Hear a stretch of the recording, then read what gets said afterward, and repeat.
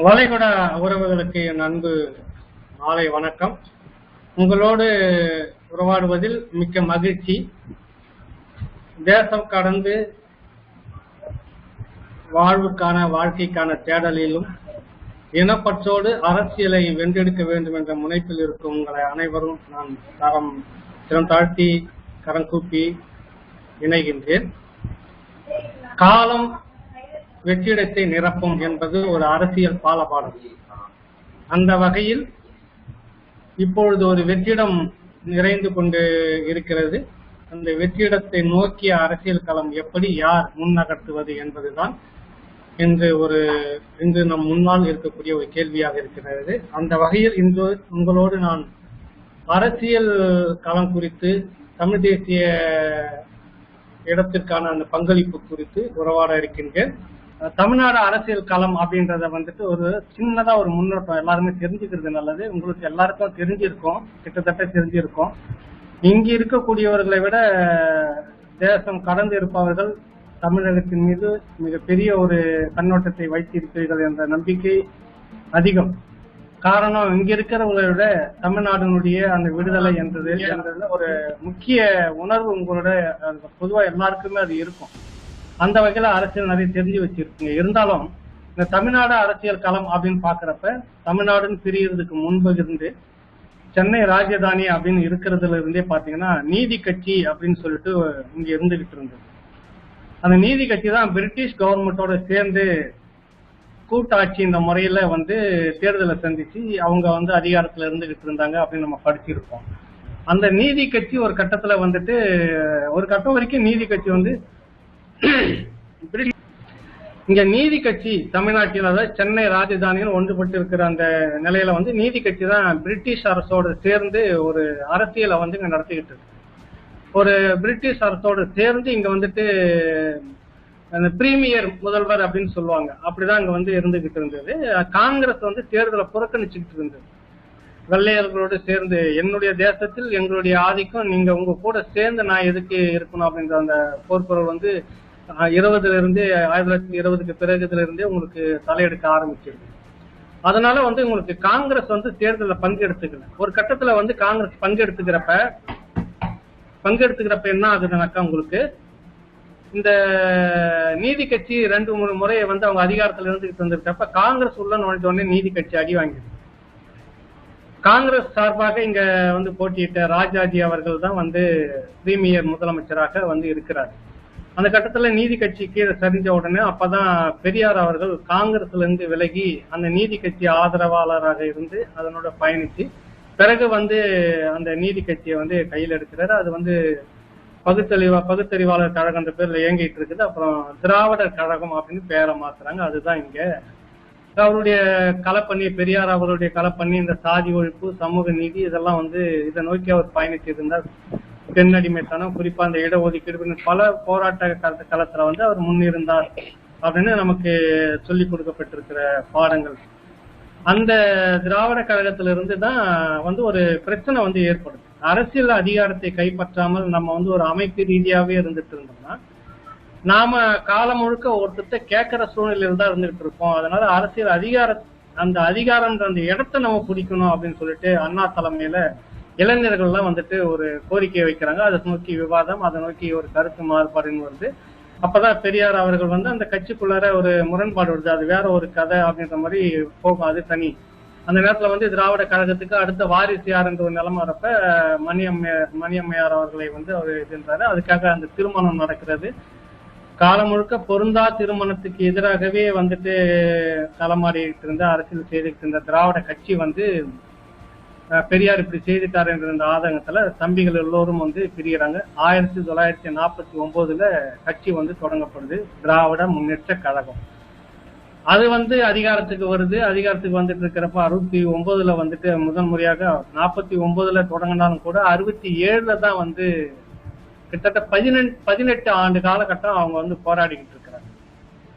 கொஞ்சம் கொஞ்சமா தான். இன்னைக்கு நாம் தமிழர் கட்சிகள் எவ்வளவு எதிர்ப்புகளை நம்ம சந்திச்சுட்டு இருக்கிறோம், எவ்வளவு எதிர் பிரச்சாரங்களை சந்திச்சுட்டு இருக்கிறோம், எவ்வளவு நெருக்கடிகளை சந்திச்சுட்டு இருக்கிறோம், நீங்க ஒப்பிட்டு பாத்தீங்கன்னா அன்னைக்கு அந்த காலகட்டத்துல திமுக காங்கிரஸ் இடமிருந்து எதிர்கொண்டதை விட நம்ம கம்மியா தான் எதிர்கொண்டுட்டு இருக்கிறோம். இது எதுக்கு சொல்ல வரேன்னா, இன்னும் நம்மால் வேகமாக வளர முடியும். ஆக அந்த எதிர்ப்பு அரசியல், எதிர்ப்பு முடக்கிறதுக்காக வேண்டிய அந்த மாதிரி பிரச்சனைகள்லாம் நமக்கு ஒன்றும் புதுசு இல்லை. திமுகவே அப்படி இருந்துதான் வந்தது அப்படின்றத நம்ம பாடமா கத்துக்கணும் இந்த அரசியல் களத்துலன்றதுக்காக நான் உங்களுக்கு குறிப்பிடுறேன். அப்படி வளர்ந்துதான் ஒரு 18 ஆண்டு கால பிறகுதான் அவங்க நீண்ட அரசியல் செய்து 67 முதலாக கோட்டையில வந்து உட்கார்றாங்க. முதலமைச்சராக அண்ணா அமர்கிறார். ஓராண்டுக்கு பிறகு அவர் இறந்து விடுகிறார். அதன் பிறகு கலைஞர் அவர்கள் முதலமைச்சராக தொடர்கிறார். 69 இருந்து பாத்தீங்கன்னா அண்ணா அவர்கள் வந்துட்டு இறந்த உடனே முதலமைச்சர் கருணாநிதி. அதுக்கு பிறகு நீங்க பாத்தீங்கன்னா அப்படியே இருக்கிறாங்க. ஒரு கட்டத்துல வந்து அங்க முரண்பாடு வருது. எம்ஜிஆருக்கும் கலைஞர் அவர்களுக்கும் 72 வந்துட்டு வெளியேறாரு எம்ஜிஆர் அவர்கள். அப்ப அண்ணா திராவிட முன்னேற்ற கழகம் வந்து உதயமாகுது. நல்லா கவனிக்கணும். நீதி கட்சி, அதுல இருந்து திராவிடர் கழகம், அதில் இருந்துட்டு திராவிட முன்னேற்ற கழகம், அதுல இருந்து 72 அண்ணா திராவிட முன்னேற்ற கழகத்தை எம்ஜிஆர் வந்து தொடங்கி அதிகாரத்துக்கு வந்து அவர் இறக்கும் வரை 12 ஆண்டு காலம் வந்துட்டு முதலமைச்சராக இருந்து 89 வந்து அவர் இறக்குறாரு.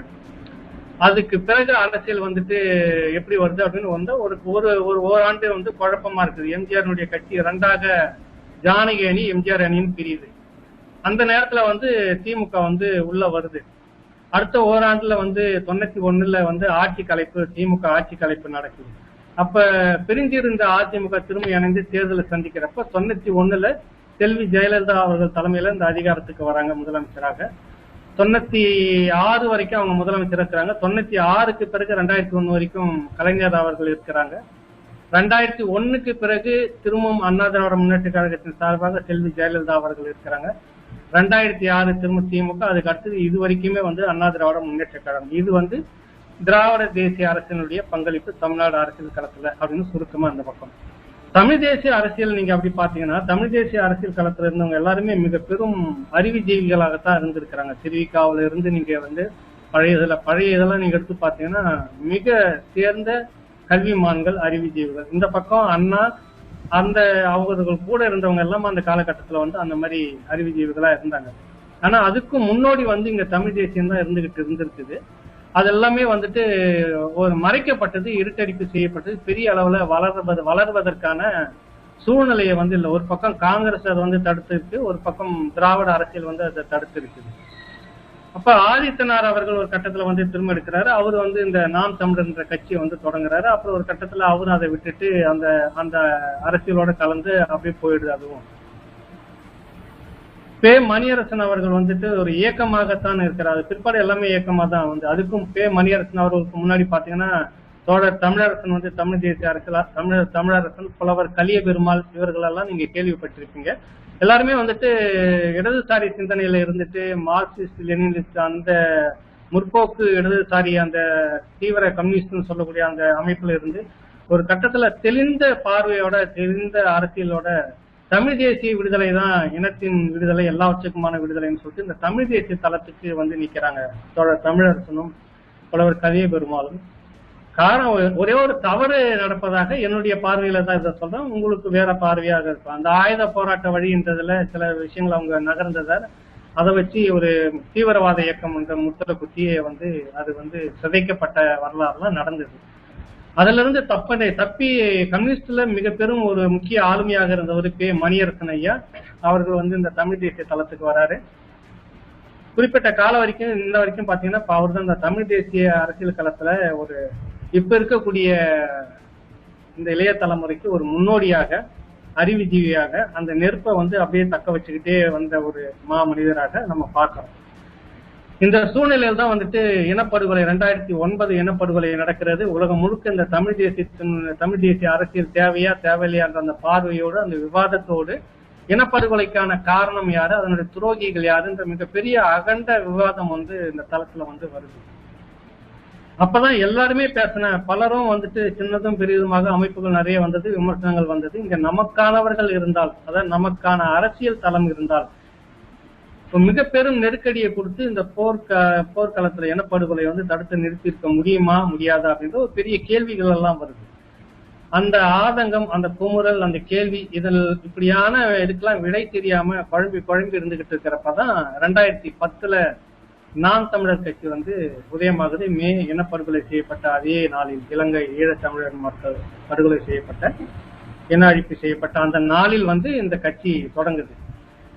2010 தொடங்கி இப்ப வந்துச்சு. கரெக்டா சரியாக பாத்தீங்கன்னாக்கா இந்த மே மாதம் வந்து 10வது ஆண்டுன்னு நினைக்கிறேன்.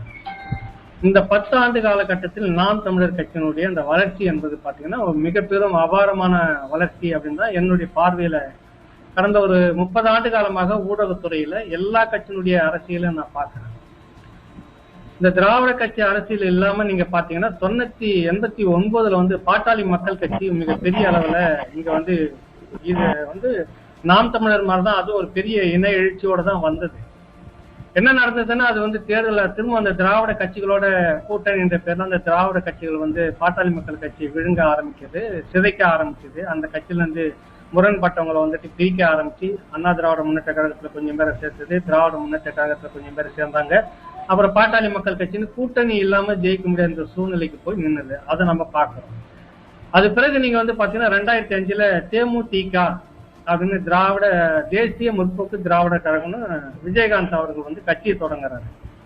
அது வந்து தனியா அந்த மாதிரி 2 கட்சிகள் வந்தது. அது வந்து பெரிய அளவுல வந்து யாரோடும் கூட்டணி இல்லை அப்படின்ற வரைக்கும் மக்கள் வந்து நம்பி ஒரு ஓட்டு கூட்டிக்கிட்டே போனாங்க.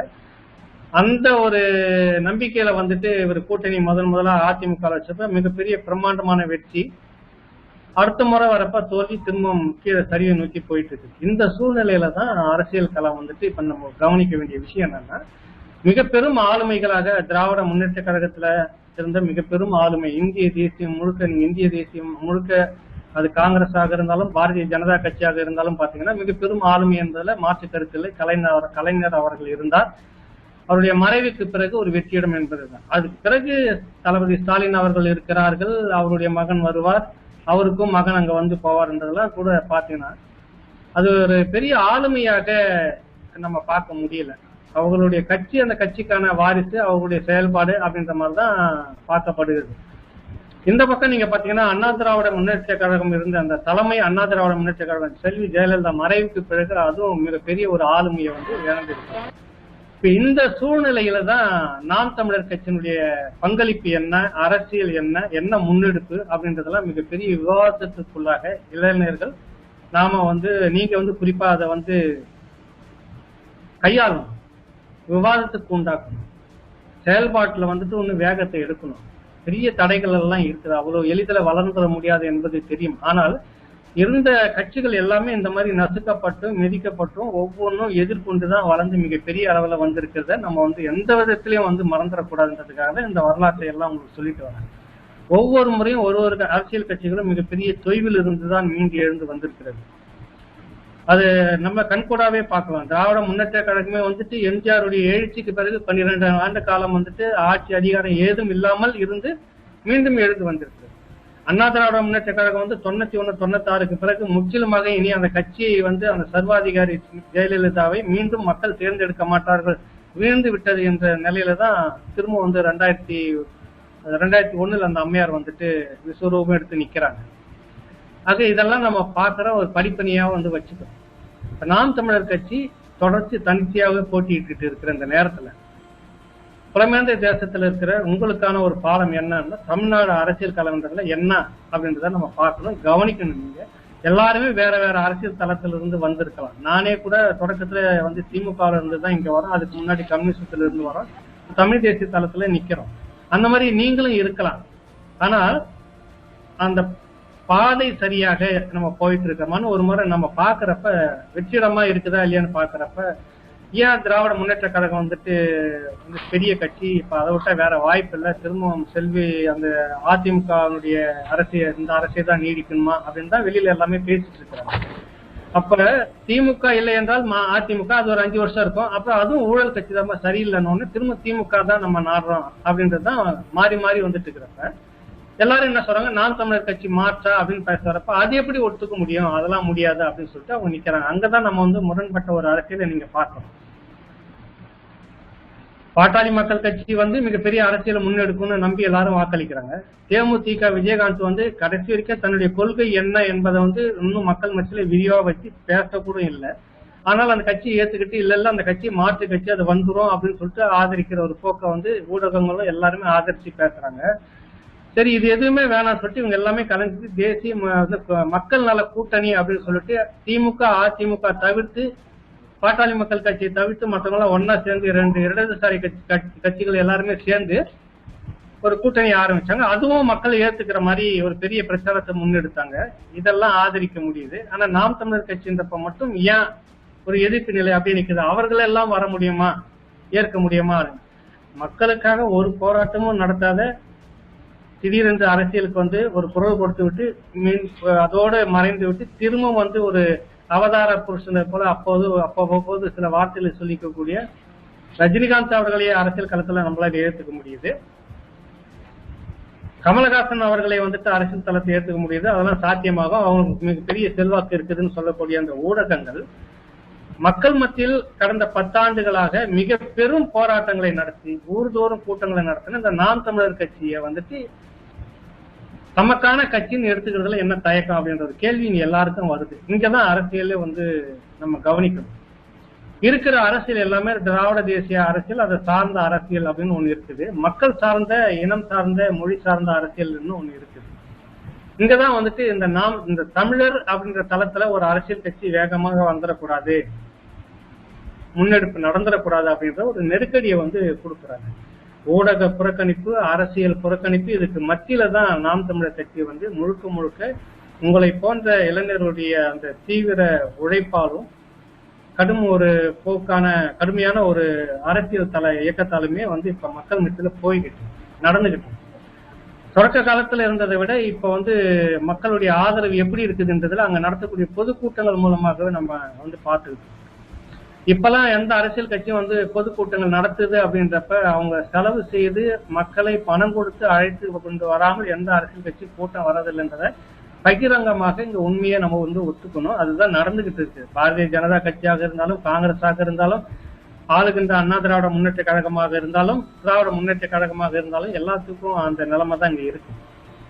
ஆனால் சொந்த காசை செலவு பண்ணிட்டு இளைஞர்கள் அங்க வந்து நிக்கிறாங்க அப்படின்றத பாத்தீங்கன்னா ஒரே ஒரு கட்சி நாம் தமிழர் கட்சின்றது தான் கண்கூட நாங்க வந்து பார்க்கறோம். அதை வந்து நான் தீவிரமா ஆதரிச்சு இதெல்லாம் நான் பேசுறேன் அப்படின்றது சில பேருக்கு குறையா இருக்கு. இது வந்து அரசியல்ல நாங்க பார்த்துக்கிட்டு இருக்கிற போக்கு. இப்ப நீங்க ஒரு இடத்துல வந்து மிகப்பெரிய ஒரு ஆளுமை அதிமுக இருந்து பேசுறாரு அப்படின்னு நீங்க ஒரு மீட்டிங் வந்து ஒரு அறிவிப்போட போயிட்டு அங்க போய் நிறுத்தி ஒரு கூட்டத்தை நடத்துங்க பார்ப்போம், கூட்டமே இருக்காதாங்க. என்னன்னா மக்கள் வந்து அதை எல்லாருமே இவங்க இப்படிதான் அப்படின்ற ஒரு போக்கு வந்துட்ட நிலையில ஒரு மாற்றாக இவர்கள் வருகிறார்கள் அப்படின்ற ஒரு எண்ணம் மக்கள் கிட்ட இருக்கு. அதை அரசியல் மயப்படுத்தணும், மேற்கொண்டு இன்னும் வேகமா எடுத்துக்கிட்டு போகணும். அவங்க கிட்ட கொள்கையை வந்துட்டு இன்னும் விரிவாக போய் சொல்லணும். தொடக்க காலத்தில் வந்துட்டு இன்னைக்கு இருக்கக்கூடிய அந்த வசதி வாய்ப்புகள்லாம் அன்னைக்கு இல்ல திராவிட முன்னேற்ற கழகத்துக்கு. அந்த திராவிட முன்னேற்ற கழகத்தை சேர்ந்த இளைஞர்கள் அண்ணா மட்டும் அப்போது வயது அதிகமானவராக இருந்தார். அந்த திராவிட முன்னேற்ற கழகத்துல முதலாக சட்டமன்றத்துக்கு வந்தவர்களும் பாராளுமன்றத்துக்குள் நுழைந்தவர்களும் பார்த்தா மிக மிக சிறிய ஒரு இளைஞர்கள். சமீபத்துல ஒரு புத்தகத்தை வந்து நான் படிச்சேன். அதுல வந்துட்டு விஸ்வநாதன், வெள்ளூர் விஐடி கல்லூரியுடைய அந்த தாளாளர் விஸ்வநாதன் அவர்கள் வந்து ஒரு கருத்து சொல்லியிருப்பார், பேட்டி. அவர் வந்து முதன்முறையாக பாராளுமன்றத்துக்கு சென்றிருக்கிறார். அப்போதான் அந்த பாராளுமன்ற லாபியில வந்து பேசிக்கிட்டு இருக்கிறப்ப வந்து அங்க இருக்கக்கூடிய சபாநாயகர் ஸ்பீக்கர் வந்துட்டு இன்னொரு எம்பி இவர் கூட பேசிட்டு இருக்கிறாரு. யார் இந்த பையன், சின்ன பையன் அப்படின்னு சொல்லிட்டு கேட்கிறப்பதான் அந்த இன்னொரு பாராளுமன்ற உறுப்பினர் சிரித்தபடியே, சின்ன பையன் இல்ல, தமிழ்நாட்டிலிருந்து வந்திருக்கிற பாராளுமன்ற உறுப்பினர். இந்த பாராளுமன்றத்துக்குள்ளார சின்ன சின்ன பசங்களா கொஞ்சம் பேர் இருப்பாங்க, அவங்க எல்லாருமே திராவிட முன்னேற்ற கழகத்தை சேர்ந்தவர்கள் தான் அப்படின்னு சொல்றாங்க. எல்லாருமே இளைஞர்கள். அவங்க எல்லாருமே வந்து அன்னைக்கு இந்த வசதி வாய்ப்புகள் இல்ல. தெருவாக வீடு வீடாக போய் திண்ணை பிரச்சாரம் அப்படின்னு சொல்லிட்டு பேசி இருக்கிறாங்க, பிரச்சாரம் செய்திருக்கிறாங்க. அரசியல்ல நிறைய மாற்று கருத்துக்களை தொடர்ச்சியா முன் வச்சுட்டு இருந்தாங்க. அவங்க சொன்னதெல்லாம் நடந்ததா இல்லையா அப்படின்னு பாத்தீங்கன்னா இன்னைக்கு வந்து இது வெற்றி முழக்கமா இருக்கிறது. அவங்களுடைய கொள்கைகள், அவர்கள் அன்னைக்கு போட்ட அந்த சபதமும் கொள்கையும் வந்து நிறைவேற்றி இருக்கிறார்களா என்றால் அடிப்படை கொள்கைகள் எல்லாமே நீர்த்து போனதாக இருக்கிறது. அது வேறு விவாதம். ஆனால் தொடர்ந்து மக்கள் கிட்ட நாங்கள் வந்தால் இப்படி செய்வோம் அப்படி செய்வோம் சொல்லிட்டு சொல்லிக்கிட்டே இருந்தாங்க. ஆனா நாம் தமிழர் கட்சி வந்து இன்னைக்கு அந்த மாதிரி நீங்க போகணும், மக்களை நோக்கி போகணும். மக்களிடத்தில் இருந்துதான் அதிகாரம், மக்களிடத்தில் இருந்துதான் அரசியல். அதனால வந்துட்டு மக்களை நோக்கி போக நம்ம இணையதளம், வலைதளங்கள் முக்கியம். இன்னைக்கு செய்தி பரப்புறதுக்கான இடமும் அதுதான். இன்னைக்கு அது வந்து மாற்று கருத்து இல்லை. அதே நேரத்தில் ஒவ்வொருவரும் அங்கு அருகாமையில் இருக்கக்கூடிய அந்த மக்களோடு இணைந்து ஒரு விவாதத்தை நடத்துங்க, கருத்தை முன்வைங்க, பேசுங்க. இதுதான் கொள்கைன்றதை சொல்லுங்க. வந்தா என்ன சாத்தியப்படும், இது வரைக்கும் என்ன நடந்திருக்குது, எத்தனை முறை நம்ம இந்த மீட்டிங்கை போட்டிருக்கிறாங்க நாம் தமிழர் மக்களுக்காக, என்னென்ன விஷயங்கள் இதுவரை பேசப்பட்டிருக்குன்னு ஒவ்வொரு இளைஞர்களும், தமிழ்நாட்டில் இருக்கிறவங்களோடு இதை பார்க்கக்கூடிய இளைஞர்களும் சரி, ஒவ்வொரு இளைஞர்களும் குறைஞ்சது ஒரு 10-15 பேருக்காவது தினசரி இந்த விஷயங்களை கடத்திக்கிட்டே இருங்க. அது மிக பெரும் ஒரு பிரச்சாரமாக மாறும், மக்கள் மத்தியில போய் சேரும். அது ஒரு மிக பெரும் பலமாக நமக்கு இருக்கும். இப்ப இந்த அரசியல் களம் இப்படி வளர்ந்துட்டு இருக்கிற நேரத்துல திடீர்னு ஒரு அப்பப்போ ஒரு குண்டை வீசிட்டு போவாங்க. என்னன்னா, நாம் தமிழர் கட்சி முழுக்க முழுக்க ஒரு இனவாத கட்சி, தெலுங்கர்களை விரோதியா பார்க்குது, தெலுங்கர்களை வெறுக்குது, அவர்களை தவிர்க்க வேண்டும் என்கிறது அப்படின்னு சொல்லிட்டு பாக்குறாங்க. அந்த மாதிரி இல்ல அப்படின்றத கடந்த தேர்தலில் நாம் தமிழர் கட்சி நிரூபிச்சிருக்கு. மற்ற மாநிலத்தை சேர்ந்த தெலுங்கு, கர்நாடக, கேரளாவை சேர்ந்த அந்த அந்த நபர்களுக்கு கூட இங்க சட்டமன்ற வேட்பாளர்கள் கொடுத்துருக்கு. ஏன்னா பாகுபாடு காட்டணும். ஆனா இந்த விகிதாச்சார முறை ஆந்திராவில் இருக்கக்கூடிய தமிழர்களுக்கு வாய்ப்பு அளிக்கப்பட்டிருக்கிறதா?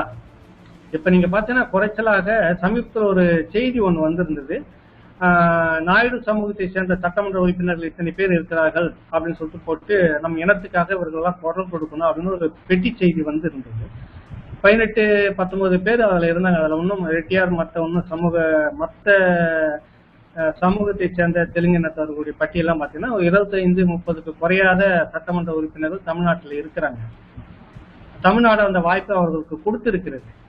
ஆனா இன்னைக்கு ஆந்திராவில் எத்தனை தமிழர்கள் சட்டமன்ற உறுப்பினராக இருக்கிறார்கள், தெலுங்கானாவில் எத்தனை தமிழர்கள் சட்டமன்ற உறுப்பினராக இருக்கிறார்கள், கர்நாடகாவில் எத்தனை சட்டமன்ற உறுப்பினர்கள் இருக்கிறார்கள், இதெல்லாம் கேரளாவை எப்படிலாம் நீங்க இதெல்லாம் கேட்டீங்கன்னா நீங்க இனவாதம் பேசுகிறீர்கள், மொழி வெறி உங்களுக்கு அப்படின்னு. ஆனா இந்த இனவாதமும் மொழி வெறியும் இவர்கள் சொல்லக்கூடிய கர்நாடகாவில் இருக்குது, கேரளா கம்யூனிஸ்ட் சொல்லக்கூடிய கேரளாவில் இருக்கிறது, ஆந்திராவில் இருக்குது, தெலுங்கானாவில் இருக்குது. தமிழ்நாடு எல்லோரையும் உள்ள அரவணைச்சுக்கிட்டு யாரும் ஊரே யாவரும் கேளுன்னு சொல்ற மாதிரி இன்ன வரைக்கும் அதை எல்லோரும் உள்வாங்கிக்கிட்டு அவங்களுக்கான பங்களிப்பை கொடுத்துட்டு இருக்கு.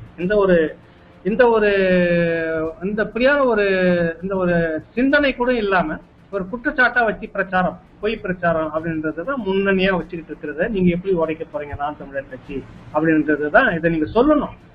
இத்தனை பேரை நாங்க உள்வாங்கி செய்துகிட்டு இருக்கிறோம். அதே நேரத்துல இந்த மாதிரியான ஒரு முக்கியத்துவம் அங்க இருக்கக்கூடிய அந்த மாநிலத்துல அவர்கள் தமிழர்களுக்கு கொடுத்து இருக்கிறார்களா இல்லை என்ற போது நம்ம கொடுத்துக்கிட்டு இருக்கிறோம். ஆனால் இந்த குற்றச்சாட்டை வைக்கிறாங்க. அவங்க காரணம் என்னன்னா, இவங்க முழுக்க முழுக்க இந்த நாம் தமிழர் வளர்ச்சி மக்கள் மத்தியில வந்துடக்கூடாது அப்படின்றதுக்காக ஒரு பிரச்சாரம் முன்வைக்கிறத நீங்க உடைக்கணும், விளக்கணும். இந்த மாதிரியான காலகட்டத்துல நீங்க நகர்ந்துட்டு போறப்பதான் ஒரு பெரிய பலம் நமக்கு இருக்கும். கட்சியினுடைய பலம் என்பதே களத்தில் பணியாற்றக்கூடியவர்களுடைய அந்த உழைப்பு தான். எல்லோரும் இளைஞராக இருக்கின்றீர்கள், எல்லோரும் ஒரு பல அறிவுத்தளத்துல செயல்பட்டு இருக்கீங்க. அந்த காலத்துல இருந்த இளைஞர்கள் வேற, இப்ப இருக்கிற நீங்க வேற. உங்களுக்கு ஒன்னும் உலக அரசியலும் இந்திய அரசியலும் தமிழக அரசியலும் ஒன்னும் தெளிவான பார்வையில உங்களுக்கு தெரியுது.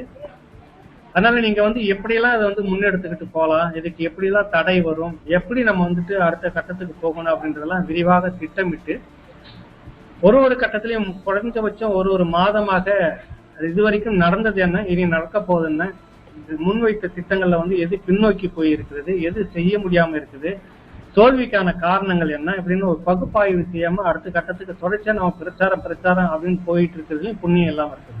ஒரு தோல்வி இருந்தால் அந்த தோல்விக்கான காரணம் என்னன்றதை உடனடியாக அலசி இந்த குறைபாடுகள் இருக்குது, அந்த குறைபாடுகளை கலைஞ்சிட்டு அடுத்த கட்டத்தை நம்ம நோக்கி போகணும். அப்ப இதுக்கான திட்டங்கள் என்ன அப்படின்றத நம்ம பார்க்கணும். ஒண்ணு, இதெல்லாம் தமிழ்நாடு அரசியல் தளத்தில் இருக்கக்கூடிய இந்த விஷயங்கள். அடுத்தது, தொடர்ச்சியாக ஒரு விஷயத்த நீங்களும் உள்வாங்கணும், மற்றவர்களுக்கும் இதை சொல்லணும். அரசியல் தளத்துல 2 தரப்பு இருக்குது. ஒன்று விரோதிகள், ஒன்று துரோகிகள். இப்ப தேசிய கட்சின்னு சொல்லக்கூடிய காங்கிரஸ், பாஜகன்றது நமக்கு விரோத அரசியலை தான் முன்னெடுத்துக்கிட்டு இருக்குதுன்றத நம்ம தெளிவா ஒவ்வொரு கட்டத்திலையும் பார்த்துட்டு இருக்கிறோம். அவர்கள் எதை செய்தாலும் நமக்கு நேர் எதிராக செய்வார்கள். அது முகத்துக்கு நேரான செயல்பாடாக நம்ம பார்க்க முடியுது, கண்டுபிடிச்சிட முடியுது. ஆனால் நம்ம கூடவே இருந்து தமிழர் நலம், தமிழ்நாட்டு நலம், தமிழ்நாட்டு அரசியல் நலம், அதுக்கான களத்தை அந்த தமிழர் களம் முன்னெடுப்பு இப்படின்னு எல்லாமே சொல்லிட்டு கடைசியாக திரும்பி பாக்குறப்ப ஒண்ணுமே இல்லாம எல்லாமே வந்து பெரும் குழப்பத்துலதான் இருக்குது. இங்க இருக்கக்கூடிய எல்லா சிக்கலும் தீர்க்கப்படாமல் இருக்கிறது. காவிரி பிரச்சனையாக இருக்கட்டும், முல்லை பெரியார் அணை பிரச்சனையாக இருக்கட்டும், தஞ்சை டெல்டா பகுதியினுடைய விவசாய நில பிரச்சனையாக இருக்கட்டும், மீத்தேன் எரிவாயு பிரச்சனை, இப்படி ஒண்ணுமே நீங்க எடுத்துக்கிட்டு வந்தாக்க பெரும் சிக்கலுக்குள்ளாகவும் குழப்பத்துக்குள்ளாகவும் தீர்க்க முடியாத ஒரு நீண்ட வழக்குக்கூடியதாகவும் மாத்திக்கிட்டு இருக்கிற காரணம் வந்துட்டு அங்கதான் அரசியல் நம்ம பார்க்கணும். ஏன் அந்த சிக்கல் வருது? ஒரு பிரச்சனையுமே நீங்க எடுங்க. இந்த பிரச்சனைக்கான மூல காரணம் யாரு, எந்த கட்சி, எப்ப என்னென்ன செய்தாங்க, என்ன தொய்வா செய்தாங்க, என்ன திட்டங்களை கொண்டு வந்து எப்படி உள்ள புகுத்தினாங்க, இதுக்கு எப்படி எல்லாம் வந்து ஆதரவு தெரிவிச்சாங்க, அந்த தெரிவிச்ச திராவிட கட்சி யாரு, இதெல்லாம் நீங்க வந்து உள் வாங்குங்க. பெரியவர்கள்கிட்ட பேசி தெரிஞ்சுக்கிட்டு அதை மக்கள் மத்தியில போயிட்டு சொல்லுங்க, ஒரு பாடமா முன்னெடுங்க. இப்ப அந்த இடத்துல நம்ம துரோகி யாரு அப்படின்னு பார்க்கணும். இப்ப வந்து துரோகின்னு பாக்குறப்ப ஏன்னா அழிப்பு அந்த காலகட்டத்தை எடுத்துக்கிட்டோம்னா 2008 மத்திய பகுதியிலிருந்து 2009 வரைக்கும் மிக பெரிய அளவுல மக்கள் போராட்டம் தமிழ்நாட்டில் நடந்தது. நடக்கவில்லை என்பதெல்லாம் கிடையவே கிடையாது. மிகப்பெரிய போராட்டம் நடந்தது. போரை வந்து நிறுத்தி இருக்க முடியும்னா நிச்சயமா நிறுத்தி இருக்க முடியும், நெருக்கடி கொடுத்திருக்க முடியும். அதெல்லாம் முடியாது, இது வந்து சர்வதேச சதி, இந்திய அரசே காங்கிரஸ் நினைச்சிருந்தாலும் கூட முடியாது அப்படின்னு சொல்லி இருந்தோம்னா அப்புறம் இந்திய அரசுன்னு ஒண்ணு இருக்கிறதுக்கு அர்த்தமே இல்லை, தமிழ்நாடுன்னு சொல்ற இருக்கிறதுக்கு ஒரு அர்த்தமே இல்லை. நிறுத்த வேணும்னு அழுத்தம் கொடுக்கறதுக்காக தான் தமிழ்நாடு அரசியல் தலைமை எங்களால முடியாது, அதாவது இந்திய அரசு இன்னொரு வெளிநாடு விவகாரம் அப்படின்னு சொல்றதுக்கெல்லாம் கிடையவே கிடையாது. மக்கள் நினைத்தால் எதையுமே சாதிக்க முடியுன்றதுல சமீபத்தில் இந்த அமெரிக்காவில் நடந்துட்டு இருக்கிற ஒரு பிரச்சனை நீங்க வந்து பார்க்கலாம். ஒரு கருப்பினத்தவரை வெள்ளை இனத்தை சேர்ந்த அந்த காவலர் செய்த அந்த கொலை இங்க ஒரு பெரிய மக்கள் வெள்ளையர்களும் சேர்ந்து முன்னெடுக்கக்கூடிய மிக பெரும் பிரம்மாண்டமான நெருக்கடியை மண்டியிட்டு மன்னிப்பு கேட்கிறது. உலகத்தின் மிகப்பெரிய சாம்ராஜ்யம் சொல்லிக்கூடிய அந்த அமெரிக்க ராணுவம், அந்த அரசு தலைமை மண்டியிட்டு மன்னிப்பு கேட்கிறது. ஒரு நெருக்கடியை வந்து மக்கள் அங்க கொடுக்குறாங்க. அப்படியான ஒரு நெருக்கடியை வந்து தமிழ்நாட்டுல அன்னைக்கு கொடுத்துருக்க முடியும். எந்த இடத்துலயுமே அப்படி இல்லை. 18 உயிர்கள் வந்து இளைஞர்களுக்கு வந்து தீக்குளிச்சு போரை நிறுத்த வேண்டும் அப்படின்னு சொல்லி இருக்கிறாங்க. 3 வாய்ப்புகள் வந்து போர் நிறுத்துறதுக்கான மிகப்பெரிய வாய்ப்பாக வந்தது. நான் பல ஊடக பேட்டியில் அதை சொல்லியிருக்கிறேன். 2008 அக்டோபர் காந்தி பிறந்த நாள் 2ஆம் தேதி அன்னைக்கு கம்யூனிஸ்ட் கட்சிகள் முன்னெடுத்த அந்த மிக பெரும் போராட்டத்தை எல்லா கட்சிகளும் அன்னைக்கு சேர்ந்து முன்னெடுத்து இருந்தாங்கன்னா ஒரு நெருக்கடி வீதிக்கு வந்து அதிகபட்சமாக 1,00,000 பேர் திரண்டு மத்திய அரசுக்கு நெருக்கடி கொடுக்கக்கூடிய விமான நிலையத்தையோ ரயில் நிலையத்தையோ நிரந்தரமாக முடக்கி இருந்தாங்கன்னாக்கா நிச்சயம் மத்திய அரசு இலங்கைக்கு ஒரு அழுத்தம் கொடுத்துடும். அதெல்லாம் முடியாதுன்னா அது பேசுறது ஏமாற்று வேலை என்றது என்னுடைய கருத்து. 2வது வாய்ப்பு ஜனவரி 15 விடுதலை சிறுத்தைகள் தனித்து எடுத்த அந்த உண்ணாவிரத போராட்டம், எல்லா கட்சிகளும் சேர்ந்த ஒரு அழுத்தம் கொடுத்து நீங்க உண்ணாவிரதத்தை கைவிடாதீர்கள், நாங்களும் உங்களோடு இருக்கிறோம் அப்படின்னு அன்னைக்கு போய் என்ன சேர்ந்து உட்கார்ந்து அதை அது பெரிய போராட்டமாக முன்னெடுத்து இருக்கலாம். அந்த வாய்ப்பு தவறிடுச்சு. 3வது வந்துட்டு முத்துக்குமாரனுடைய அந்த மரணம் ஜனவரி 29, 30, 32 3 நாட்கள் எப்படி இருந்தது தமிழ்நாடு அப்படின்றது இளைஞர்கள் உங்களுக்கு எல்லாருக்குமே தெரியும். அதெல்லாமே மறைக்கப்பட்டது. முத்துக்குமாரனுடைய அந்த இறுதி ஊர்வலத்தை கூட இங்க இருக்கக்கூடிய ஊடகங்கள் வந்து பெரிய அளவுல வந்து அன்னைக்கு காட்டல. பெரிய ஊடகம்னு சொல்லிக்கிற எதுவுமே காட்டல. பாட்டாளி மக்கள் கட்சி நேரடி ஒளிபரப்பு செய்தது என்று நினைக்கிறேன். அன்னைக்கு வேற இன்னைக்கு இருக்கிற மாதிரி புதிய தொலைக்காட்சிகள் எதுவும் அன்னைக்கு இல்ல. பிரதானமான தொலைக்காட்சி இங்க இருந்தது, அந்த குடும்பத்தினுடைய தொலைக்காட்சி காட்டல. செய்தி நிறுவனங்கள், அச்சு ஊடகங்கள் எதுவுமே காட்டல. எல்லாமே இருட்டடிப்பு செய்தது. அந்த காலகட்டத்துலதான் ஒரு ஊடகத்துல குமுதம் இணைய தொலைக்காட்சியில இதை எல்லாமே நான் வந்து காட்சிப்படுத்திக்கிட்டு வந்தேன். புலம்பெயர்ந்த தேசங்களுக்கு இதுல இருந்துதான் எல்லா தகவலும் போயிட்டு இருந்தது.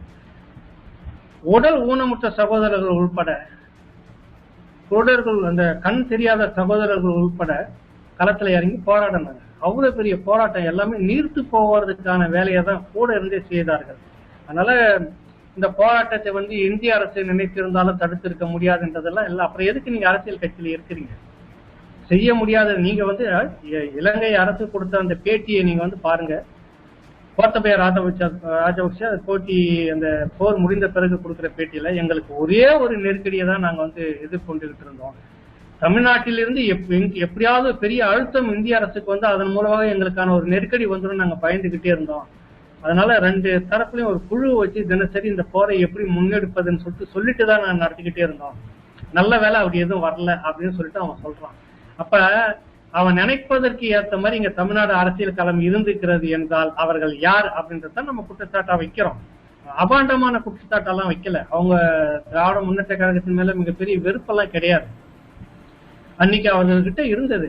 இதெல்லாம் நிறுத்தி இருக்க முடியாதுன்னா அப்புறம் அவர்கள் எதுக்கு அன்னைக்கு வந்து மெழுகுவர்த்தி புடிச்சுக்கிட்டு கொட்டு மழையில் வந்துட்டு கண்ணீரஞ்ச பொட்டு மழையில வந்துட்டு மெழுகுவத்தி பிடிச்சிக்கிட்டு போர் நிறுத்த வேண்டும் எதுக்கு போராடினாங்க? போர் நிறுத்த வேணும் எதுக்கு மெரினாவில் வந்து உண்ணாவிரதம் இருந்தார் தலைவர்? போர் நிறுத்த வேணும், இல்லைன்னா நாங்கள் எங்களுடைய எம்பிக்கள் எல்லாம் ராஜினாமா செய்கிறோம் சொல்லிட்டு ராஜினாமா கடிதம் கொடுக்கறதுக்கான அந்த முனைப்பு சகோதரி கனிமொழி அவர்கள் வந்துட்டு தன்னுடைய ராஜினாமா முதல் கடிதத்தை வந்து அவருடைய அப்பா கிட்ட கொடுக்குறோன்னு போய் தமிழ்நாடு முதலமைச்சர்கிட்ட கொடுத்தது ஏன் கொடுத்தாங்க? அப்ப இதெல்லாம் சாத்தியம் இல்லை என்றால் இவர்கள் திட்டமிட்டு ஒரு நாடகத்தை நடத்தி இருக்கிறார்கள் என்பதை ஒண்ணு ஒத்துக்கணும். சாத்தியம் இல்லாததற்கு எதற்கு வந்து உண்ணாவிரதம், எதற்கு வந்து நாங்க எல்லோரும் நாடாளுமன்ற உறுப்பினர்களா ராஜினாமா செய்வோம்னு சொன்னது, எதுக்கு வந்து வீதியில இறங்கி திமுகவும் போராடுறோம்னு சொல்லிட்டு நம்ம கூட வந்தது, போராடும் மக்களோடு வந்தது, அப்ப இதெல்லாம் எதுக்கு நாடகமா அப்படின்ற ரெண்டு கேள்வி. ஒண்ணு, நீங்க நாடகம்ன்றதை ஒத்துக்கணும், இல்லைன்னா நீங்க போரை நிறுத்தி இருக்க முடியாதுன்றத வந்து பொய் இல்லை, அது வந்து அந்த அந்த வார்த்தையே வந்து சரியானது இல்லை அப்படின்றத நீங்க வந்து ஒப்புக்கொள்ளணும். இதைதான் நம்ம சுட்டி காட்டுறோம். சர்வதேச நாடுகளுடைய சதி அப்படின்னா இந்தியாவை தாண்டி எந்த ஒரு நாடும் வந்துட்டு பெரிய அளவுல தலையிடாது. இந்தியா தான் ஆசிய கண்டத்துல மிகப்பெரிய தாதா அப்படின்னு சொல்லி, அமெரிக்கா எப்படி அங்க இருக்குதோ அந்த மாதிரி இந்தியாவை கேட்காத எந்த ஒரு அரசியல் எந்த ஒரு நாடும் இங்க வந்து எதுவும் முன்னெடுக்க முடியாது. காரணம், இங்க இருக்கக்கூடிய 130 கோடி மக்கள் தொகையினுடைய அந்த மார்க்கெட்டிங், அந்த சந்தை எல்லா நாடுகளும் இங்கதான் வந்து குவிக்குது. அதனால இந்தியாவை எந்த நாடும் பகிர்ச்சிக்காது. அப்ப இந்தியா வந்து வீரியத்தோட வந்து போற நிறுத்துன்னு இலங்கைக்கு வந்து ஒரு வார்த்தை நீங்க அழுத்தம் கொடுத்திருந்தா நிச்சயமாக அது சாத்தியமாயிருக்கும். அதெல்லாம் விட்டுட்டு சாத்தியமே இல்லை வந்து வேற அரசியல் அப்படின்றத வந்து ஏற்க முடியாதுன்றத இங்க நம்ம துரோக அரசியல்னு நம்ம சொல்றோம். அதை நீங்க புரிஞ்சுக்கிட்டணும். இன்னும் விவாதம் பண்ணுங்க அதை நோக்கி. நம்ம வந்து வெறுமனே குற்றச்சாட்டாக வைக்காம ஒரு காரணத்தையும் வந்து அலசிட்டு அதை எனக்கு என் அளவில் அந்த காலகட்டம் வரைக்கும் நான் ஒரு சார்பு நிலை எடுத்து அவர்களுடைய ஆதரவாளராகத்தான் இருந்தேன். அதுக்கு பிறகு வந்து ஒரு புரிதலும் வந்து விவாதிக்கிறோம். ஒரு விவாதமும் வரப்போ ஒரு புரிதல் வருது, துரோகம் செய்திருக்கிறார்கள் என்பதை நான் தொடர்ச்சியா பேசிக்கிறேன், சமரசம் இல்லாம. அதுல வந்து நிறைய முரண்பாடு இருக்குது. நிறைய பேர் வந்துட்டு ஒரு தளத்தை நோக்கி நான் ஒருதலை பட்சமாக பேசுவதாக கூடத்தான் இங்க வந்து ஒரு விவாதத்தை வைக்கிறாங்க. ஆனா ஒரு தவறு நடந்து இருக்கிறது என்பது சொல்றதுல வந்து எந்த ஒரு தடையும் இல்லை. அதை வெளிப்படையா பேசணும். அரசியல்ன்றது அதுதான் அரசியல். யார் துரோகம் செய்தாலும் யாருமே செய்யாம ஒரு இனப்படுகொலைக்கு யாருமே காரணம் பொறுப்பேற்க முடியாம அது வந்து இலங்கைக்குள்ளார உள்நாட்டு விவகாரம்னா உள்நாட்டு விவகாரத்துக்குள்ளார ஒரு ராணுவம் எப்படி நடவடிக்கை எடுக்க முடியும் அப்படின்ற கேள்வி அது வருது இல்லை. எந்த ஒரு தேசமும் தன்னுடைய உள்நாட்டுக்குள்ளார ராணுவத்தை பயன்படுத்தல. அந்த ராணுவத்தை பயன்படுத்தி இருக்கு இலங்கை. ஏன் அப்படின்னா அது இன்னொரு நாளைக்கு அருகில் இருக்க நாடு கேட்டிருக்கணும் இல்லை. இவங்க எல்லாருமே சொல்றது வந்துட்டு இது வந்து ஒரு பூசி மெழுகிட்டு அந்த இனத்துறவத்துக்கு முழுக்க உடந்தையாக இருந்து அதன் மூலமாக பல நலன்களை அனுபவித்துக் கொண்டிருந்த அந்த விஷயங்கள் எல்லாம் மூடி மறைக்கிறதுக்கான பிரச்சாரம் தவிர எல்லாவற்றையும் மூடி மறைத்து விட்டு திரும்பவும் அதே கூட்டணியில நாங்க தொடர போறோம், அதுக்கு உங்களுடைய ஆதரவெல்லாம் வேணும் அப்படின்னு பேசுறப்ப இல்ல இப்படியாக ஒரு சம்பவம் நடந்திருக்குது, இதற்கான பதில் சொல்ல வேண்டிய காங்கிரஸ் வந்து ஒரு முறை நம்ம வந்து பாட சொல்லியிருக்கு, வீழ்த்தி இருக்கு, திரும்ப அதே காங்கிரஸ் வருது அப்படின்றப்ப இல்ல நீங்க வந்துட்டு பாரதிய ஜனதா கட்சிக்கு ஆதரவாக இருக்கிறீர்களா அப்படின்னு கேட்கறாங்க. இப்ப இந்த இடத்துல நம்ம வந்து ஒரு விவாதத்தை வைக்கிறோம். சரி, பாரதிய ஜனதா கட்சியை நம்ம வந்து ஆதரிக்கிறதா அவங்க சொல்றாங்க, அதனால காங்கிரஸ் கட்சியை வந்து நம்ம ஆதரிக்கிறதான்னு வச்சுப்போம், பாஜக அவரோட சேர்ந்து எதிர்ப்போம். வருங்காலத்துல இந்த திராவிட முன்னேற்ற கழகம் பாரதிய ஜனதா கட்சியோடு எந்தவித சமரசமும் இல்லாம நாங்க வந்து இங்க தமிழ்நாடு அரசியல் களத்துல நாங்க இருப்போம் உத்தரவாதம் கொடுக்க முடியுமா? மக்களுக்கு உறுதியாக சொல்ல முடியுமா? மதுவிலக்கு போராட்டத்தை நடத்துறாங்க, சமீபத்துல நடந்தது. திமுகவும் அதுல வந்து கொடி பிடிச்சிட்டு கோஷம் போட்டு ஸ்டாலின் அவர்கள் கருப்பு துணியை உடையோட முகமூடியை போட்டுக்கிட்டு மதுவிலக்குக்காக அந்த அட்டையை பிடிச்சி நின்றதை நம்ம பார்த்திருக்கிறோம். அடுத்த வாரம் வந்து விகடன் வார இதழில் அந்த கட்சியினுடைய பிரதான முக்கிய தலைவர் ஐயா துரைமுருகன் அவர்கள் வந்து ஒரு பேட்டி கொடுக்கிறாரு. அதுக்கு கேள்வியாளர் கேட்கிறாரு, சாராய ஆலையை வச்சிருக்கீங்க, நீங்க வந்து மதுவிலக்கு வந்து ஒழிக்கும், மதுவிலக்கு அது விடணும் அப்படின்னு சொல்ற அந்த போராட்டத்துக்கு வந்து நீங்க எப்படி சொல்ற விஷயம் பணத்தை முதலீடு செய்திருந்தது எப்படி விட்டுற முடியுன்றார். அதிமுகவும் அந்த ஆலையை வச்சுட்டு இருக்குது, அவங்க தரப்புலயும் வச்சிட்டு இருக்காங்க, மிடாஸ் நிறுவனம் அதிமுகவுக்கு இருக்குது, அவங்களையும் விட சொல்லுங்க அப்படின்னு.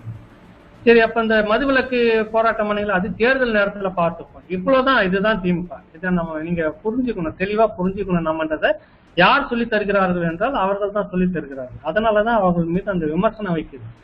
ஒரு குறைஞ்சபட்சம் ஒரு சாதாரண ஒரு அரசியல் கட்சியாக கூட நாம் தமிழர் கட்சி உள்வாங்குவதற்கு முடியாமல் அதன் மீது மிகப்பெரிய அபாண்டமான பழிகளையும் கட்டுக்கதைகளையும் வீசிக்கிட்டு வளர விடாம எல்லா வகையிலும் வந்து நெருக்கடி கொடுக்கிறீர்கள் என்றால் உங்களுடைய நோக்கம் அதை கண்டு ஒரு அச்சம் இருக்கிறது. இவர்கள் வந்து களத்தில் வந்து இருப்பது மிகப்பெரிய ஒரு செயலாக நமக்கு தடுப்பாக இருக்குன்னு அவங்க பயப்படுற அந்த போக்கு தான் தொடர்ச்சியான விமர்சனங்கள் வந்து வைக்கிறாங்கன்றத நான் பாக்குறேன். இதுதான் இன்னைக்கு தமிழ் அரசியல் களமாக இருக்கிறது. அப்ப இந்த நேரத்துல வந்து யாரை பலப்படுத்தணும், நீங்க யாரை வந்து விமர்சிக்கணும், யாரை பலகீனப்படுத்தணும் அப்படின்றதான் நீங்க மக்கள் மத்தியில நீங்க எடுத்துட்டு போகணும். உங்களுடைய ஆதரவுக்கு யாருக்கு? இவர்கள் எல்லோரும் என்ன மாதிரியான அரசியலை இந்த 50 ஆண்டுகளாக செய்துட்டு இருக்கிறார்கள். கொள்கை என்று இருக்கிறதா என்றால் இல்லை. சரி, மக்களுக்கான வாக்குறுதியை கொடுக்கிறார்கள் மது விலக்குன்னா அதை பத்தி அப்புறம் பார்க்கலாம் அப்படின்றாங்க. அப்ப ஆட்சிக்கு வந்துட்டாலும் இதோட எனக்கு தெரிந்து ஒரு 3 முறை திமுக வந்து 1991-96 இருந்துட்டு 2 முறை வந்து இருக்குது. அதிமுகவும் 2 முறை வந்து போயிட்டு இருக்குது. ஒரு முறையும் அந்த கட்சியும் மதுவிலக்கு போராட்டம் நடத்தும். அதிமுக அதிகாரத்தில் இருக்கிறப்ப திமுக மதுவிலக்கு போராட்டம் நடத்தும். திமுக அதிகாரத்தில் இருக்கிறப்ப இப்படி மாறி மாறி நடத்திக்கிட்டு தான் இருக்கிறாங்க. ஒன்னும் மது இந்த சாராய தொழிற்சாலை நிறுத்தல, இந்த குடிப்பழக்கத்துக்கான டாஸ்மாக் விற்பனை நிலையத்தை வந்து முடக்கல, அதன் அந்த கொள்கையை நாங்க கைவிடுவோம்னு சொல்லவே இல்லை. இதுதான் இங்க இருக்கிற அரசியல். அப்ப இதை வந்து நாம் தமிழர் கட்சி சுட்டி காட்டுது, வலுவா எதிர்க்குது. இப்படியான பிரச்சனைகள் எல்லாமே சொல்லுது. ஒரு பக்கம் மீத்தேன் எரிவாயு எடுக்க முடியாதுன்னு சொல்லிட்டு இன்னொரு பக்கம் மறைமுகமான அதுக்கான எல்லா வழிகளையும் திறந்து விட்டுக்கிறப்ப அது வந்து நாம் தமிழர் எதிர்க்குது. காவிரி நதிநீர் பிரச்சனையில் இருக்கக்கூடிய சிக்கல் வந்து நீடிச்சுக்கிட்டே இருக்குது. தொடர்ச்சியா துரோகம் நடந்துகிட்டு இருக்கின்றது. தமிழ் தேசிய தளத்தில் இருக்கக்கூடிய மணியரசன் அவர்கள், தோழர் தியாகம், எல்லாருமே சொல்லணும்னா நிறைய அமைப்புகள் இருக்குது. அவர்கள் எல்லாமே தனித்தனியா சொல்ல முடியலன்றதுக்காக அவர்கள் எல்லாமே அந்த களத்துல செய்யற செயல்பாட்டை நம்ம மறுத்துட முடியாது. தமிழ் தேசிய தளத்தில் நிறைய தோழமை அமைப்புகள் இருக்கிறது. எல்லோரும் சேர்ந்து நாம் தமிழர் வந்து பிரதான மக்கள் கிட்ட வந்து போகக்கூடிய ஒரு அரசியல் கட்சியாக இருக்கிறது. ஆக நாம் தமிழர் கட்சி சுருங்கி ஒரு சின்ன அமைப்பாக போற வரைக்கும் எங்களுக்கு பிரச்சனை இல்லை. அவங்க அரசியல் களத்துல வந்து மிக பிரமாண்டமான எதிர் சக்தியாக எங்களுக்கு இருக்கக்கூடாது. ஏற்கனவே இருக்கக்கூடிய தமிழ் தேசிய தளத்துல வந்த எல்லா இயக்கம் மாதிரி இருந்துட்டா எங்களுக்கு ஒரு பிரச்சனையும் இல்லை. நாங்க பாட்டு இருந்துட்டு, ஏன்னா அவங்களால எங்களுக்கு எந்த ஆபத்தும் இல்லை. ஐயா பே மணியரசன் அரசியல் இந்த களத்துக்கு வரல, அவர் வந்து வேற தளத்துல வந்து செயல்பட்டுக்கிட்டு இருக்கிறாரு. இப்போ ஓட்டு அரசியல்னு ஐயா வந்துட்டாங்கன்னா எங்களுக்கு பெரிய பாதிப்பா இருக்கும். அதுதான் அவங்களுடைய பயம். நாம் தமிழர் கட்சி அந்த இடத்துக்கு வந்துருக்கு. அதனால முடக்கிறதுக்கான எதிர்ப்பு அரசியல், வீண் பழி அரசியல், ஒன்னொரு விஷயத்துக்கு ஒன்னு பேசிக்கிட்டே இருக்கிற இந்த விஷயம் தொடர்ச்சியா முடிஞ்சு போன ஒரு விஷயத்துக்கு திரும்ப திரும்ப இவங்க தான் பேசிக்கிட்டு இருக்கிறாங்க. காரணம், கொள்கைகள் மீது இவர்களுக்கு விவாதம் நடத்துவதற்கு துணிவு இல்லை. கொள்கைகள் எல்லாமே நீர்த்து போக செய்து விட்டது அந்த தலைமை. அவர்கள் முன்வைத்த கொள்கை இப்போது அவர்களிடம் இல்லை என்பதுதான் இங்க ஒரு பெரிய உண்மையா இருக்குது. இது எல்லாமே வந்து தோல் உரிக்கிறப்ப அவர்களுக்கு ஒரு ஆதங்கம் வருகிறது. அதை வந்து வேற வேற வகையில வந்து அவங்க வந்து பயன்படுத்துறாங்க, அதை முடக்கணும்னு பாக்குறாங்க. இப்ப இந்த கட்டத்துல இருந்து எப்படி நம்ம அடுத்த கட்டத்துக்கு போறதுன்றதுதான் உள்ள இருக்கக்கூடிய அரசியல். இதை வந்து எப்படி நீங்க செய்ய போறீங்க அப்படின்றத உங்களுடைய கேள்விகளுக்கு பிறகான அந்த பதில்ல எனக்கு தெரிந்த வகையில் நான் சொல்ல இருக்கிறேன். இதுதான் இப்ப தமிழ்நாடு அரசியல் களத்துல இருக்குது. சரியான ஒரு இடத்தில் இப்பொழுது நாம் தமிழர் கட்சி இந்த 10 ஆண்டுகள்ல நிறைய இழந்து சிறை கிட்டத்தட்ட சிறை வாழ்க்கையும் இந்த 10 குறுகிய காலத்துக்குள்ளார அனுபவிச்சாச்சு நாம் தமிழர் கட்சி. தமிழ் தேசிய தளத்தில் இருக்கக்கூடிய மற்ற அமைப்புகளும் அதை வந்து அனுபவிச்சிருக்கு. ஆக அந்த அனுபவம் வந்து நேரா வந்து விஜயகாந்த் அவர்களை போலவோ இல்ல நேராக வந்து ரஜினிகாந்த் அவர்களை போலவோ நேராக வந்து கமலஹாசன் அவர்களை போலவோ இந்த அரசியல் எங்களுக்கு வேணும், மக்களுக்காக நாங்கள் வருகிறோம்னு வரல. மக்களுடைய பிரச்சனைக்காக போராடி சிறை சென்று 10 ஆண்டுகளாக மிக பெரும் இழப்புக்கு பிறகு இந்த அரசியல் தளத்துல நிக்கிற அந்த கட்சியை ஒன்றுமில்லாத கொள்கையே இல்லாதவர்கள் வந்து சேர்ந்து எதிர்க்கிறதுதான் இப்ப வந்து பெரும் போட்டியாக இருக்கிறது. இதை எதிர்கொள்வதுதான் அடுத்த கட்ட அரசியல். அதை நோக்கி நாம் தமிழர் கட்சி மிகப்பெரிய அளவுல முன் நகர்ந்துகிட்டு இருப்பதாக நான் கணிக்கிறேன். இதுல வந்து ஒரு கட்டத்துல இவருடைய கொள்கை நிலைப்பாட்டிலிருந்து மாறுவதாக இருந்தால் இந்த கட்சியும் நாளைக்கு விமர்சனத்துக்கு உள்ளாக்கப்படும்ன்றதுதான் இந்த நேரத்துல நான் சொல்றேன். ஒரு பார்வையாளராக, ஒரு பொது தளத்தில் இருக்கக்கூடிய நபராக நாம் தமிழர் கட்சி தன்னுடைய கொள்கை நிலைப்பாட்டில் இருந்து மாறக்கூடிய சூழ்நிலை வந்தால் இதில் இருக்கக்கூடிய இளைஞர்களை எதிர்ப்பார்கள், எங்களை போன்றவர்களும் எதிர்ப்பார்கள்ன்றதுதான் உண்மை. அது நடக்கும். ஆனால் அதுக்கான வாய்ப்பில்லாத நிலையை தான் இப்ப நகர்ந்துட்டு இருக்கு அரசியல்.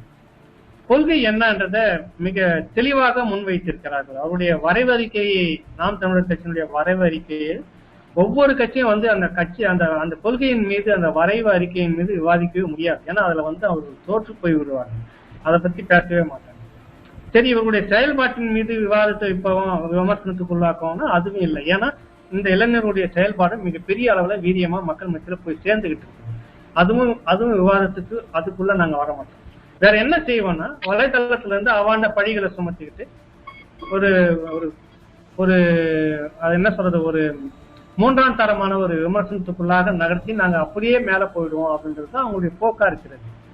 சரியான ஒரு இடத்தில் இருக்கிற இந்த நேரத்துல இன்னும் நம்ம வந்துட்டு துரோகிகள் யார் என்பதை மக்கள் மத்தியில தொடர்ச்சியா அம்பலப்படும். சின்ன சின்ன விஷயங்களுக்கு வந்து பதில் சொல்லிக்கிட்டு இங்க முகநூல்ல வந்து இந்த மாதிரியான விஷயங்களை வந்து பேசிட்டு அதுக்கான ஒரு இது பண்ணிட்டு இருக்கிறத விட, அது சில தோழர்கள் வந்து அந்த மாதிரி செய்யறப்ப பார்த்துக்கலாம். பேசிக் அடிப்படை என்ன என்பதை பார்க்கணும். இந்த அடிப்படையை வந்து அதை வந்து தளர்த்தணும், அதை வந்து உடைக்கணும்ன்ற மாதிரி சில பேருடைய செயல்பாடு இருக்குது. அந்த கொள்கை அளவில் அவர்கள் எந்த அளவுக்குலாம் வந்து சரிக்கு இருக்கிறாங்கன்ற விஷயத்த நம்ம மக்கள் மத்தியில கொண்டுட்டு போகணும். தொடர்ச்சியா வந்து பிரச்சாரத்தை முன்னெடுக்கணும். அந்த ஒரு அரசியல் களம் இப்பொழுது இங்கே இருக்கிறது. லட்சக்கணக்கான இளைஞர்கள் பின்னோக்கி, அதாவது அந்த தலைமையை பின்னோக்கி நகர்ந்து கொண்டிருக்கிறார்கள். பாதையும் தெளிவாக இருக்கிறது, போராட்ட களமும் வந்து இப்ப தெளிவாக இருக்கிறது. இளைஞர்கள் நீங்க தான் வந்து முன்னெடுக்கணும். இது வரைக்குமாக நான் பேசிட்டு வந்திருக்கிற விஷயங்கள்ல இருந்து உங்களுக்கான கேள்விகள் ஏதேனும் இருந்தால் நீங்க கேட்கலாம். நான் முடிஞ்ச பதில, தெரிஞ்ச பதில உங்களுக்கு சொல்றேன்.